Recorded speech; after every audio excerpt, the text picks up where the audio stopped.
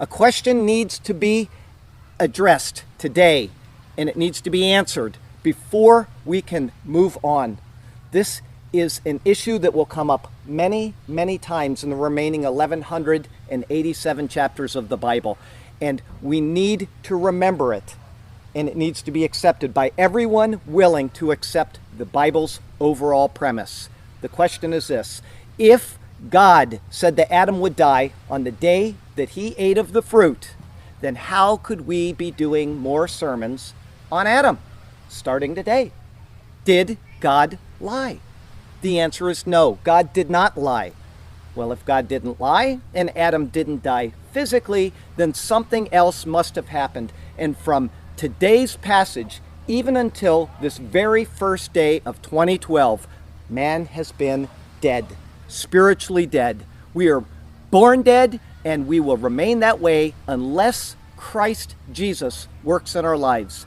Adam and the woman died spiritually the moment that they ate of the fruit, and all people are born into Adam spiritually dead. This is the premise of the Bible, that all are born into sin, and thus all are separated from God at birth. The only thing that can correct this is a new birth, as Jesus called it, being born again. Paul, in the book of Romans, explains this. Now, although he's writing about the law of Moses, the same premise applies to Adam and the woman. What shall we say then? Is the law sin? Certainly not. On the contrary, I would not have known sin except through the law. For I would not have known covetousness unless the law had said, "You shall not covet." But sin, taking opportunity by the commandment, produced in me all manner of evil desire. For apart from the law, sin was dead. I was alive once with the law, but when the commandment came, sin revived, and I died. And the commandment which was to bring life, I found to bring death. Paul says, I was alive once without the law, but when the commandment came, sin revived, and I died. Death resulted from the law. Even the law coming from God was good.